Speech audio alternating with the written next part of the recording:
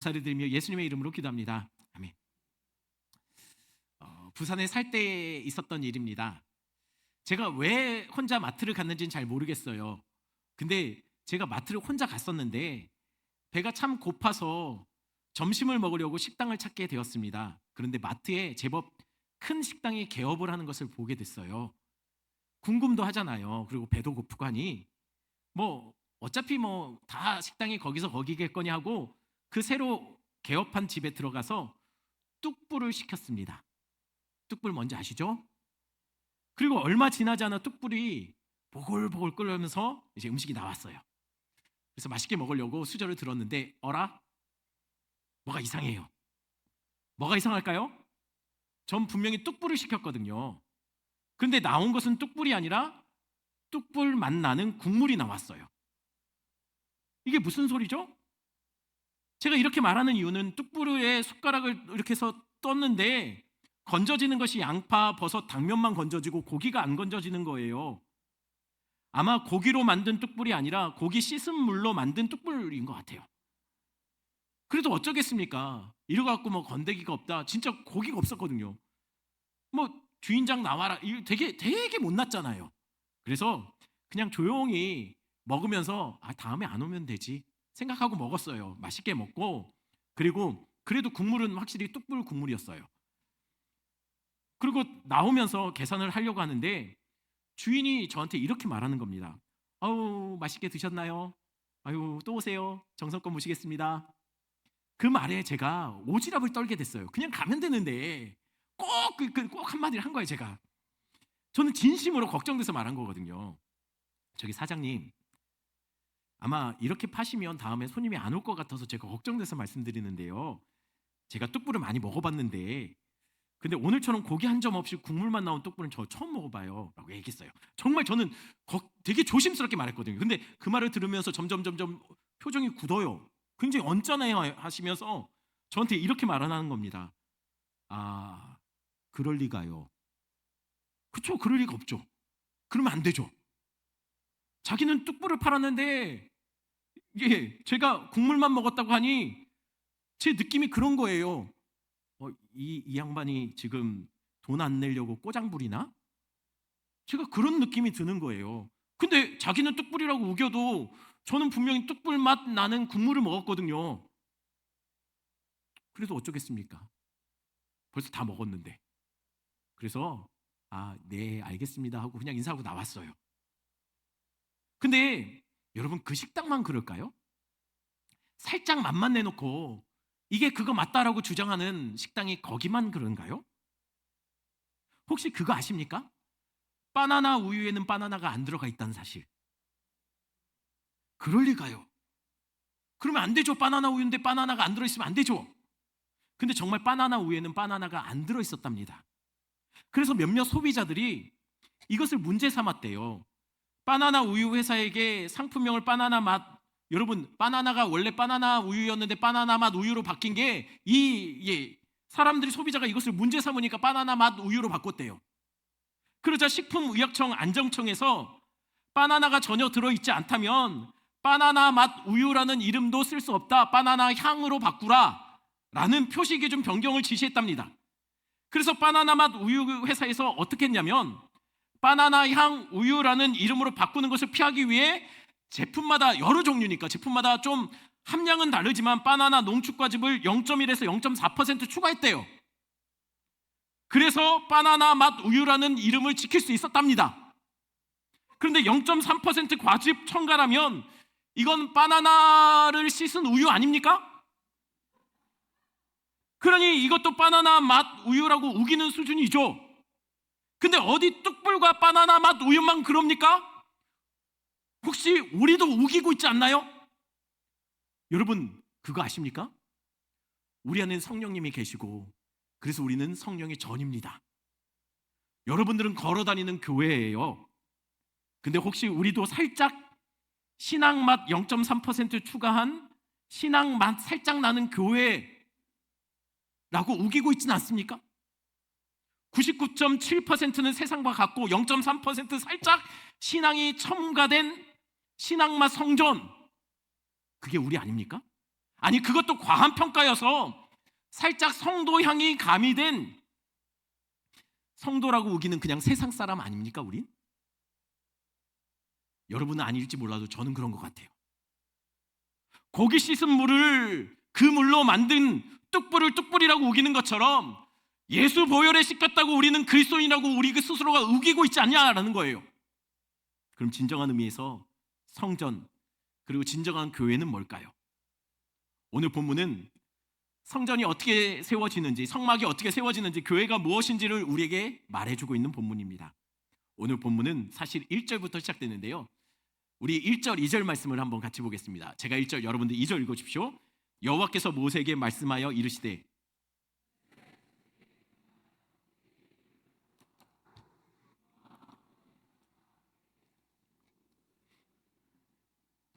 지난주 같이 살펴보았던 것처럼 하나님이 모세를 시내산 위로 불러서 올리셨습니다. 그리고 그 시내산 위에서 방금 읽었던 명령을 하나님이 모세에게 하시는 거예요. 모세야, 너는 내려가서 이스라엘에게 내게 예물을 가지고 오라고 명령해라. 근데 예물 바칠 때 반드시 조건이 있다라고 말해요. 어떤 조건입니까? 그 예물을 가져올 때는 기쁜 마음, 자원하는 마음으로 가지고 나오랍니다. 그래야 하나님이 기쁨으로, 자원함으로 드리는 예물을 기뻐 받으신다라는 거예요. 여러분, 이게 중요해요. 예물은 기쁨으로, 자원함으로 드리는 것입니다. 그래야 그 예물을 하나님도 기쁘시게 받으세요. 그러니 여러분 혹시 헌금을 할 때마다, 예물을 드릴 때마다, 이건 봉사도 마찬가지입니다. 혹시 불편한 마음, 옆 사람 눈치 보면서 드리고 있다면 죄송하지만 그거는 하나님이 원하시는 예물이 아니에요. 하나님은 가난하신 분이 아닙니다. 하나님이 원하시는 것은 우리의 물질이 아니에요. 기억하십시오.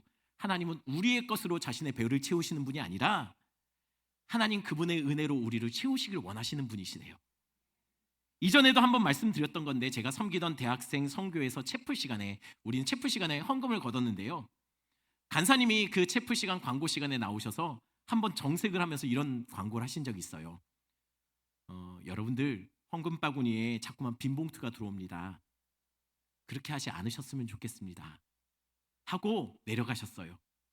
광고 시간에 간사님의 목소리가 되게 단호했고 조금 격양돼 있었고 많이 속상해 하시면서 광고를 하셨어요. 왜 그러셨을까요? 헌금을 안 내서 그랬을까요? 아닙니다. 여유가 없는 대학생들이 돈이 없으면, 또 사정이 여의치 않으면 헌금을 안 할 수 있죠. 진짜 하나님이 기뻐하시는 것은 우리가 드리는 예배지 우리가 갖고 있는 무언가가 아니잖아요. 하나님은 여러분들을 기뻐하지 여러분이 가진 무언가를 원하시는 것이 아니에요. 그러니 여유가 없는 대학생들이 안 낼 수도 있어요. 못 낼 수도 있어요. 그럼 왜 속상했을까요? 빈 봉투에 없는 것이 돈이 아니라 우리의 고백이 없었기 때문이에요. 대신 빈 봉투에 채워진 것이 있었습니다. 그건 뭐냐면 체면이었어요. 외식이었습니다.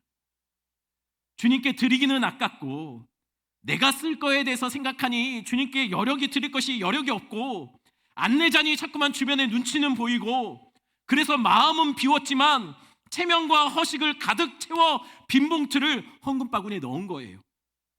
여러분 기억하십시오. 혹 체면 때문에, 다른 사람 시선 때문에 마지못해 드리는 헌물은 하나님도 기뻐하지 않으시니 그때는 안 하시는 게 맞습니다.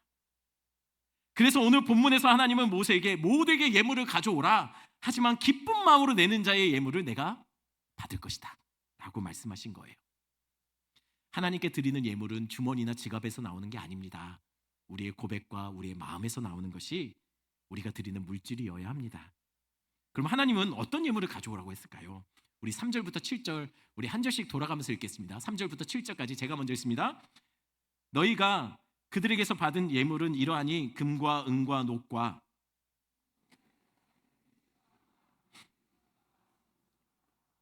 붉은 물들인 순양의 가죽과 해달의 가죽과 조각목과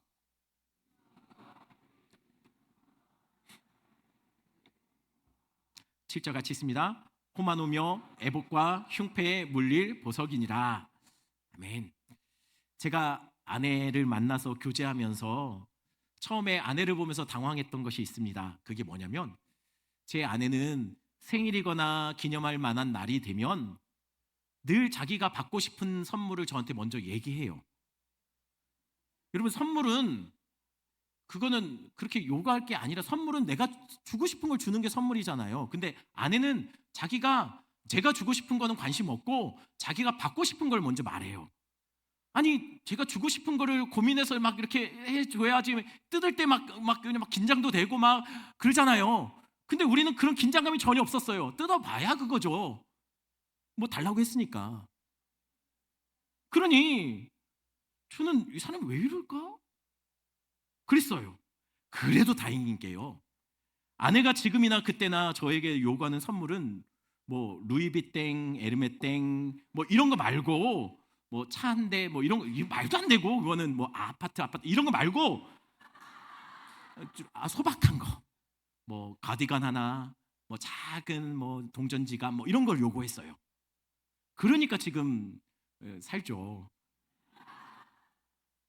오늘 본문에 보니까 하나님도 이스라엘에게 기쁜 마음으로 자원하러 바치라 라고 하면서 리스트를 뽑아줘요. 근데 문제는 그 지정된 예물이 제 아내처럼 소박한 게 아니에요. 딱 리스트만 봐도 대박이에요. 소박이 아니고 대박이에요. 그럼 소박하지 않으면 하나님은 어떤 예물을 요구하셨을까요? 먼저 언급된 거는 금, 은, 노시예요. 그리고 7절에 보니까 호마노 같은 각종 보석들을 드리라고 해요. 한마디로 귀금속, 알박힌 거, 반짝이는 거, 뭐 이런 거 달라는 거예요. 이뿐 아닙니다. 하나님은 또한 의복과 천의 재료들도 요구하세요. 어떤 종류의 의복과 천의 재료일까요? 먼저 청색, 자색, 홍색 실, 배실을 바치라고 합니다. 근데 이게 여러분 소박하지 않아요. 아니 뭐 그래봤자 실이 뭐 돼봤자 얼마나 되겠습니까? 라고 생각하죠. 여러분, 청색실과 자색실이요, 당시는 염색 기술이 발달되지 않았어요. 그래서 청색과 자색을 실을 내는 이 염색 재료는 어디서 나왔냐면, 당시에는 지중해 뿔, 고동, 달팽이 분비선에서 추출되는 염료로 염색된 게 이 청색실, 자색실입니다. 이 염료를 어떻게 물들이느냐에 따라 이게 청색이 될 수도 있고 자색이 될 수도 있어요.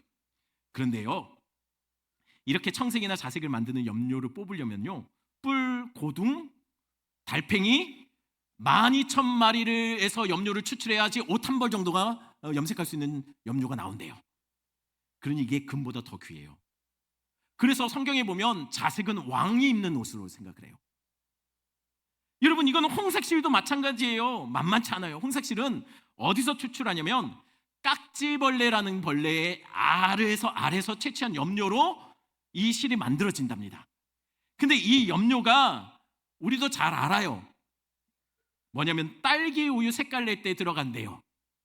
여러분, 딸기 우유를 좋아하신다면 여러분들은 깍지벌레 알을 마신 거예요. 이게 지금은 흔하죠. 그런데 본문이 쓰여질 당시에는 이게 굉장히 귀한 염료였대요. 이 역시 이 색깔을 물들여서 입고 다니는 옷을 보면 그냥 말 그대로 이건 명품이에요. 명품. 아무나 서민들은 못 입는. 이뿐 아닙니다. 거기에 염소털, 붉은 물, 이 붉은 물 역시 그 염료일 겁니다. 붉은 물 들인 순양의 가죽, 해달의 가죽. 여기 어디죠 지금? 광야예요. 광야인데 해달의 가죽은 여러분 이게 보통 귀한 게 아닐 거예요. 광야에서 해달의 가죽 구하기 쉽습니까? 하늘의 해달만큼 정말 구하기 힘들 거예요. 해달을 따는 것보다 더 어려워요. 해달의 가죽이요. 거기에 조각목, 등유, 관유, 향료와 향품들, 여러분 다 비싼 것들이에요. 최고의 재료를 하나님은 이스라엘에게 기쁨으로 자원하여 바치랍니다. 그런데 과연 그런 귀한 것들을 이스라엘이 기쁨으로 자원해서 드릴 수 있는 그런 처지가 맞습니까? 한번 생각해 보세요. 불과 몇 달 전에 노예였어요. 그러니 하나님이 그 불과 몇 달 전에 노예였던 그들에게, 얘들아, 니들이 나에게 금, 은, 놋, 호마노 각종 보석들 막 알박힌 거, 반짝반짝한 거, 그리고 값비싼 명품 옷들 왜 있잖아, 굿땡, 루이비땡, 에르베땡 뭐 이런 거 나한테 가져와. 기쁨으로 웃어. 해피. 여러분 이게 됩니까? 있다 해도 여러분 기쁨으로 드리기 힘들죠. 노예들이 이게 있을 리도 없고요. 여러분, 제가 부산에서 섬기던 교회에서 있었던 일이에요. 한 겨울이었어요. 밤에 퇴근하려고 나오는데 로비에 한 30대 정도, 30살 정도 돼 보이는 청년이 로비에서 저를 보더니 이래 말하는 겁니다. 저기 목사님이시죠? 네, 그런데요, 배가 고파서 그러는데 밥 좀 사 먹게 돈 좀 주세요. 요즘 그때 교회 로비에 머리 빡빡 밀고 돌아다니는 청년 하나가 돌아다니면서 사람들한테 밥값 달라, 간식 달라, 뭐 이런 얘기 한다는 소문을 이미 들어서 유명했거든요, 이 친구가. 그래서 야구나. 저 소문 딱 보자마자 알았어요. 머리 빡빡이었고요. 그래서 제가 지갑에서 꺼내서 5천 원을 줬어요. 그랬더니 그 청년이 그 돈을 받더니 이렇게 말하는 겁니다. 더 없어요? 5만 원짜리나 만 원짜리 몇 장 더 있으면 좋겠는데? 그 말을 듣자마자 너무 당당하잖아요. 그래서 제가 순간 헷갈렸어요. 뭐가 헷갈렸냐면 지금 내가 도움을 주고 있는 건가 아니면 일진에게 삥 뜯기고 있는 건가? 헷갈리기 시작했어요. 근데 하지만 수중에 현찰이 없으니 어쩔 수 없잖아요. 그래서 제가 그래 말했습니다. 지금 내가 현찰이 없으니까 그거 가지고 편의점 가서 라면 같은 거 사 드세요. 그랬더니 그 청년이 저를 보더니 대뜸 이렇게 말하는 겁니다. 그러면 추워서 그러는데 그 코트 좀 나 벗어서 주세요. 제가 우리 아내들한테도 이렇게 자주 안 벗어줬는데 이 친구는 잠깐 벗어달라는 게 아니라 아예 달라는 얘기예요. 이 말을 듣자 확실해졌습니다. 뭐가 확실해졌죠? 예, 맞아요. 저 지금 삥 뜯기고 있는 것 같아요. 그래서 저도 하도 어이가 없어서 정색을 했어요. 그리고 이렇게 말했습니다. 싫어요. 나도 추워요. 추워요. 그랬어요. 그게 얼마나 모양이 빠져요. 교회 목사가 교회 로비에서 청년 춥다고 하는데 싫어요, 추워요 하고 있으니 목사 이게 얼마나 그럽니까? 제가 지나고 나니까 되게 제가 참 그래요. 없어 보였어요. 근데 제 마음속에 왜 그랬을까요? 요거도 정도껏 해야죠. 사지 멀쩡한데 이렇게 다 벗겨 먹으려고 하면 줄 마음이 생기겠습니까? 근데 하나님이 오늘 본문에 이스라엘에게 그 청년 같지 않습니까? 죄송합니다, 하나님. 요거도 정도껏 하셔야죠. 이제 노예살에서 막 나왔는데 이스라엘에게 금은보와 값진 예복, 명품들 내놓으라고 하니 여러분 이거 아예 벗겨 먹으려고 하는 거잖아요. 근데 정말 여러분 이게 과한 요구였을까요? 아닐 겁니다. 아니 왜요? 여러분 하나님은요 우리에게 없는 것을 달라고 하시는 분이 아니에요. 없는 것을 달라고 하셨다면 그건 이제 곧 주실 거란 얘기예요. 그럼 이런 귀한 것들이 이스라엘에게 다 있었다는 얘기일까요? 네, 다 있었습니다. 출애굽기 12장 35절 36절, 제가 35절, 여러분 36절 읽으십시오. 이스라엘 자손이 모세의 말대로 하여 애굽 사람에게 은금 패물과 의복을 구하매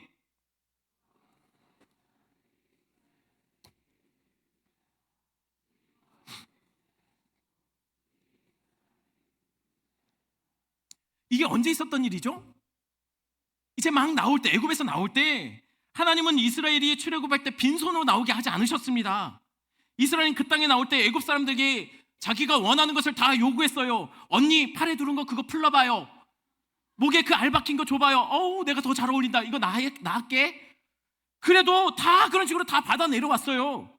이스라엘은 애굽에 나올 때 빈손으로 나온 거 아닙니다. 주인에게 달라는 거 다 받아놨어요. 그 물품들은 성경을 뭐라고 말하냐면 은금, 패물, 의복이라고 말합니다. 오늘 언급된 것들이요. 아니 그런데 어떻게 그게 되죠? 달라고 한다고 주인이 노예에게 그거 다 내어주는 게 맞습니까? 네. 근데 다 줬어요. 왜요? 애굽은 지금 10가지 재앙을 받고 작살 났잖아요. 안 주면 11번째 재앙이 있을 수도 있을 거예요. 그러니 안 줄 수가 없죠. 달라는 대로 아마 경기 일으키면서 줬을 거예요. 자기가 아예 금고를 열어서 더 필요한 거 없어? 라고 했을 거예요. 그러니 여러분 이스라엘은 노예였지만 이런 노예였을 겁니다. 이게 밀라노에서 실제로 열렸던 패션쇼의 한 장면인데요. 컨셉이 노숙자 컨셉이래요. 그런데 이 노숙자 같은 모델이요 입고 있는 옷, 모자, 신발, 액세서리가 어마어마한 명품이랍니다. 이스라엘이 딱 이런 모습이었어요. 폼은 노숙자, 노예들, 종된 사람들이 기어 나오고 있는데 그지 떼들인데 두른 것들, 가진 것들, 걸친 것들은 전부 다 정말 어마어마한 것들을 들고 나왔다라는 거예요. 그런데 이 물건들의 정체를 학자들이 뭐라고 하는 줄 아십니까? 학자들이 이렇게 말합니다. 전리품. 그럼 이 전리품의 원주인은 누구죠? 전리품의 주인은 승리한 자가 취하는 게 전리품이에요. 그렇다면 이건 이스라엘 거 아닙니다. 누구 거죠? 하나님 거예요. 왜냐하면 애굽은 이스라엘에게 깨진 게 아니고 하나님께 박살난 것이기 때문이에요. 전쟁에서 하나님이 홀로 싸워서 이기셨어요. 그런데도 하나님은 그 승리의 전리품을 누구에게 취하라고 합니까? 이스라엘에게 취하라고 해요. 그럼 하나님은 전리품을 전혀 챙기지 못했을까요? 아니요. 하나님은 딱 하나 전리품을 챙겼습니다. 그게 뭘까요? 하나님은 이 싸움에서 애굽에서 뺏은 게 있어요. 그게 뭐죠? 이스라엘 백성들이에요. 그러니 이스라엘은 누구 겁니까? 하나님 거예요. 하나님의 소유가 되는 거예요. 이건 우리도 마찬가지예요. 세상 권세의 마귀를 예수 그리스도께서 십자가에서 밟아 박살을 내셨어요. 그래서 전리품으로 취하신 게 뭡니까? 세상으로부터 빼앗은 것, 바로 우리예요. 그래서 우리가 뭡니까? 우리는 예수의 것이라는 의미를 가진 크리스찬이라고 불리는 거예요. 크리스찬이란 뜻이 주님께서 예수 그리스도께 속한 것, 예수의 것이란 뜻이에요. 그런 하나님이 오늘 본문에서 그분의 소유된 이스라엘에게 뭘 요구하십니까? 하나님이 그들에게 주신 것들 중에 너희들이 기뻐하고 자원한다면 그 예물을 하나님께 바치라는 거예요. 이거 내 것이라고 생각하면 되게 아까워요. 그런데 이거 하나님의 것이라고 생각하면 드리는 것이 기쁨으로 드릴 수 있습니다. 여러분이 물질을 헌물을 할 때도, 헌금을 할 때도 늘 그렇게 생각하세요. 내 거 하나님 앞에 드리는 거 아니에요. 하나님이 주신 은혜 가지고 우리가 하나님께 돌려드리는 거예요. 그럼 도대체 왜 이렇게 하나님은 구체적으로 물품을 정해서 예물을 드리라고 했을까요? 그 이유는 분명합니다. 8절입니다. 8절 같이 있습니다. 내가 그들 중에 거할 성소를 그들 나를 위하여 짓되. 이 예물의 목적이 뭡니까? 하나님은 이스라엘 중에 함께하고 싶으시대요. 그래서 그들의 속에 거할 집, 성막은 성전이고 하나님의 나라기도 합니다. 그 성전을 지을 재료가 필요하다는 거죠. 이것 위에 하나님은 애굽에서 나올 때 각종 그 귀금속 의복들을 가지고 나오라고 하셨던 거예요. 왜요? 그것으로 하나님이 살 집을 만들라고요. 근데 우리가 몇 주 뒤면 보겠는데요, 그 하나님 집을 짓기 위해서 가지고 나온 이것 갖고 이스라엘 뭐 만들고 있었죠? 지금 한참 밑에서 이 명령 받고 있을 때 뭐 만들고 있었냐면 금송아지 만들고 있었어요. 하나님의 것을 하나님께 드리지 않으면 그것은 죄악의 도구로 쓰인다는 거예요. 그래서 이스라엘은 성막에 필요한 재료들을 나중에는 기쁨으로 드렸을까요? 출애굽기 35장 5절부터 7절에 그 장면이 나옵니다. 제가 5절, 여러분 6절, 7절은 같이 읽겠습니다. 모세에게 말하여 이르되 백성이 너무 많이 가져오므로 여호와께서 명령하신 일에 쓰기에 남음이 있나이다.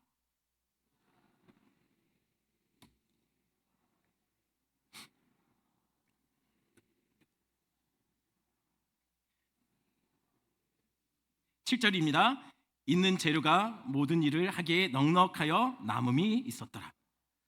모세가 내려와서 하나님께 하나님께 받은 명령을 전달합니다. 그랬더니 이스라엘 백성들이 너도 나도 모두가 가난한 자는 가난한 대로, 부한 자는 부한 대로 하나님이 말씀하신 예물들을 막 가져오기 시작해요. 어느 정도로 가져왔다고 하죠? 너무 많이 가져왔대요. 남을 정도로 가져왔대요. 그래서 모세가 이렇게 광고를 합니다. 이제 그만 가져오세요. 이제는 다 쓰고도 남으니까 그만 가져오세요. 여러분, 건축에 있어서 정말 성경적인 모습은 이거예요. 제가 우리 교회에서 이런 광고를 할 수 있었으면 좋겠어요. 건축에 너무 돈이 많이 남으니 이제 그만 가져오세요. 예. 드림이 불편한 것이 아니라 이들에게는 드림이 특권이었다는 거예요. 드릴 때 감사함으로, 기쁨으로, 자원함으로 끊임없이 드렸다는 거죠. 언제까지요? 말릴 때까지. 우리 교회가 올해 건축을 시작합니다. 그동안 공간도 부족했고 건물도 계속 이래저래 수리하면서 목돈들이 계속 들어가서 우리 성도들 같이 고민하고 우리 장로님도 같이 고민하다 결정하고, 그래도 감사하게도 거의 반대 없이 한 마음으로 마음 모아주셔서 감사합니다. 그렇게 기도로 시작했습니다. 근데 혹 이 건축의 과정이 누군가에게 불편함이 되거나 혹 이것으로 마음이 다쳐버리는 일이 생기지 않도록 저는 여러분들에게 그렇게 말씀드렸어요. 다른 교회들처럼 건축헌금 작정시키고 그것을 사람들에게 공지하고 큰 돈 낸 그런 사람들 앞에서 소개하고 그러지 않겠다고요. 왜냐하면 건축은 돈으로 되는 것이 아니라 우리 믿음으로 되고 우리 기도로 되기 때문입니다. 그러나 그렇다고 모두가 건축의 구경자가 되기를 바라는 거 아니에요. 성경에 보면 성전을 지을 때마다 하나님은 늘 가난한 자는 가난한 대로 부한 자는 부한 대로 자원하여 예물을 드리라고 하고 그 예물로 성막을 짓고 성전을 지으시는 걸 봐요. 성경적입니다. 그게. 하나님은 가난한 분 아니세요. 돈이 없어서 성도들의 그 백성들의 그 가진 물품들을 하나님 요구하시는 거 아니에요. 하나님은 하나님이 스스로 다 지을 수 있음에도 불구하고 하나님이 계실 그곳을 만들면서도 굳이 그 백성들에게 가져오라고 말합니다. 적으면 적은 대로, 많으면 많은 대로, 어린아이부터 어른들까지 빠짐없이 누구나 각자 형편에 맞게 모두 마음을 모으라고 얘기해요. 직접 하나님이 지을 수 있음에도요. 여러분, 다윗도 성전을 건축할 때 미리 충분히 자신의 재산만으로도 충분히 지을 만큼의 예물을 미리 준비해 놨어요. 그런데 굳이 다윗이 백성들에게 건축할 것들을 가져오라고 말합니다. 왜요? 왜 하나님이 거하실 집인데 백성들이 자원하여서 그것들을 모아서 짓도록 만드는 걸까요? 왜냐하면 여러분, 진짜 성전의 재료는요, 금은 보석, 청색, 자색, 홍색실이 아니에요. 그러면 진짜 성전의 재료, 성막의 재료는 뭘까요? 제가 설교를 준비하면서 재미있는 자료를 발견했습니다. 유대인들이 오늘 본문에 나오는 이 예물의 의미가 뭘까? 제가 막 찾다가 유대인들이 과연 그것을 어떻게 생각할까? 유대인들은 이 각종의 예물 속에 담겨있는 그 의미가 뭘까를 어떻게 이해하고 있었을까? 유대 전통에 따라서 그 예물들을 어떻게 해석하고 있는지 정리된 자료입니다. 화면 보겠습니다. 너무 작아서 글씨 보이나요? 금은 혼, 은은 몸, 각자 혈관에서부터 시작해서 다 있어요. 유대인들이 생각하는 이 성전의 재료들은 알고 보면 이 몸 전체 사람을 구성하는 요것들이라는 거예요. 그러니 이 모든 예물이 다 모여서 하나로 만들어지는 것이 뭡니까? 어떤 누군가가 만들어진다는 거예요. 여러분, 결국은 성전 재료가 문제가 아니라 그거를 자원해서 들여서 완성된 어떤 누군가를 만들기 원했다는 거예요. 그게 뭘까요? 요한복음 1장 14절입니다. 우리 상반절만 같이 보겠습니다. 말씀이 육신이 되어 우리 가운데 거하시매. 그런데 이 재밌는 게요, 이 거하시매라는 단어가요, 원어로는 에스케노셴이라고 합니다. 근데 이게 직역하면 장막을 치시매, 마치 성막을 치듯이 장막을 치시. 예수 그리스도가 하늘 보좌를 버리고 이 땅에 오셨어요. 왜요? 우리 가운데 거하시려고요. 근데 우리 안에 거하시는 것을 뭐라고요? 장막을 쳐서 마치 성막을 이루는 것처럼 우리 안에 계신다는 거예요. 여러분, 그러니 그 재료들은 사실은 예수 그리스도의 몸을 이루는 것들이었다는 거예요. 근데 에베소서에 보면 여러분, 교회는 예수 그리스도의 몸인데 우리 각자가 뭐라고요? 누구는 머리고 누구는 손이고 누구는 발이고 누구는 각자 우리는 예수 그리스도의 지체라는 거예요.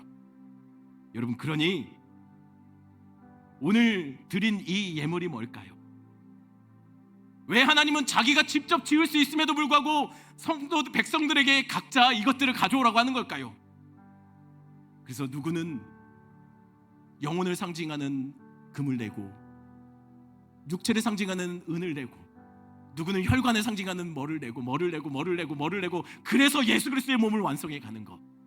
성전은 예수 그리스도를 나타내요. 예수 그리스도의 몸된 우리가 서로 그 터 위에 지어지고 서로 연합하고 연결될 때 성전으로 지어져 간다라고 말하고 있어요. 그래서 계시록에 보면 요한이 하늘의 성전, 새 예루살렘 성전을 봅니다. 근데 그 성전의 모습이 어떻다고 했죠? 각종 보석들과 금, 은, 놋이 가득하고 각종 아름다운 것들로 가득하다는 것을 그가 보게 돼요.